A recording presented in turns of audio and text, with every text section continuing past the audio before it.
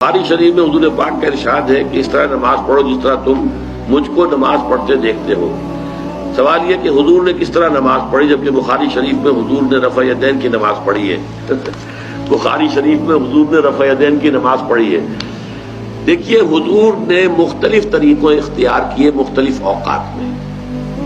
اب صحابہ کا طرز عمل یہ ہوتا تھا کہ مثلاً ایک روایت آتی ہے کہ ایک صحابی حضور سے ملنے آئے، کوئی بدوی تھے، دیہات کے آدمی تھے۔ انہوں نے حضور کو دیکھا کہ آپ کا گریبان کھلا ہوا تھا، آپ نے بٹن لگائے ہوئے نہیں تھے۔ پھر انہوں نے ساری عمر اپنے گریبان کے بٹن نہیں لگائے کہ میں نے محمد کو اس طرح دیکھا ہے صلی اللہ علیہ وسلم۔ اب یہ ان کا جذبہ ہے، ان کی نیکی ہے، اتباع کا جذبہ ہے۔ یا ایک سفر میں کسی نے دیکھا کہ حضور ایک درخت کے نیچے سے ہو کر گزرے، اب وہ جب بھی جاتے تھے ادھر اس کے نیچے سے ہو کر گزرتے تھے، چاہے اس کی کوئی مقصد نہیں، لیکن یہ بھی ایک اتباع کا جذبہ ہے۔ تو اس میں یہ ہے کہ نماز کی بعض چیزیں ایسی ہیں کہ جن میں معلوم ہوتا ہے کہ حضور کچھ اس میں رد و بدل کرتے رہے۔ کبھی آپ نے ہاتھ بالکل کھلے چھوڑ کر بھی نماز پڑھی ہے، کبھی آپ نے ہاتھ نیچے باندھے ہیں، کبھی اوپر باندھے ہیں۔ اسی طریقے سے رفع یدین کبھی ایسا بھی ہوا ہے کہ آپ نے وہ کی ہے جیسے کہ اہل حدیث حضرات کرتے ہیں، اور جیسے کہ یہ شیعہ کرتے ہیں وہ اس سے بھی زیادہ کرتے ہیں رفع یدین۔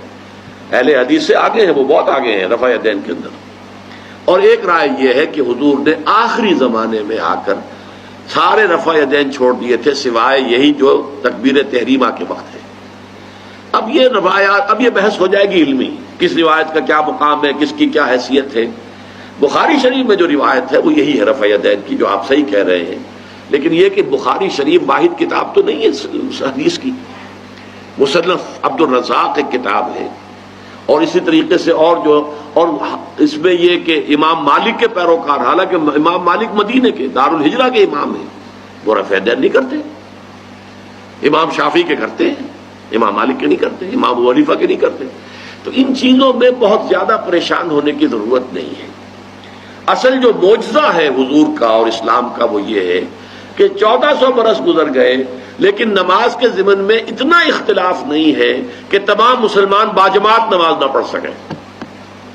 دیکھیے، رفع یدین کرنے میں جماعت ٹوٹی نہیں، آپ نے کیا یا نہیں کیا، جماعت کی فارمیشن برقرار رہی۔ فرض کیجئے کوئی شخص یہ سمجھتا کہ پہلے سجدہ ہے پھر رکوع ہے، تو اب یہ دو آدمی ساتھ نماز نہیں پڑھ سکتے، جن میں سے ایک کے نزدیک پہلے رکوع ہے پھر سجدہ ہے، دوسرا یہ سمجھتا ہے کہ نہیں پہلے سجدہ ہے پھر رکوع ہے، نہیں ہو سکتی، ان کی جماعت اب جمع نہیں ہو سکتی۔ یا کسی کا یہ خیال ہو کہ جیسے ہر رکعت میں رکوع ہے کہ سجدہ بھی ایک ہے، وہ ایک سجدہ کر کے کھڑا ہو جائے۔ اب ظاہر بات ہے دوسرا شخص جس کے نزدیک دو سجدے وہ ایک اور سجدہ کرے گا، فارمیشن ٹوٹ گئی، اب وہ ساتھ نماز نہیں پڑھ سکتے۔ 1400 برس بیت گئے، مشرق بعید سے مغرب بعید، پوری دنیا، آج تو کوئی کونا ہے ہی نہیں جہاں مسلمان نہ ہو۔ لیکن جو سالڈ مسلمان جو ہیں وہ تو آپ سمجھیے کہ انڈونیشیا سے لے کر موریتانیہ تک تو مسلمانوں کی کتنی بڑی تعداد ہے۔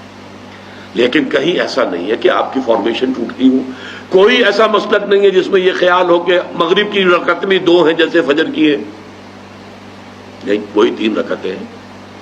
کوئی ایسا مسلک نہیں جس میں یہ معلوم ہو کہ فجر کی رکعتیں 3 ہیں 2 نہیں ہے، کوئی نہیں ہے۔ عصر کی 2 ہیں یا 4 6 ہیں، یہ نہیں،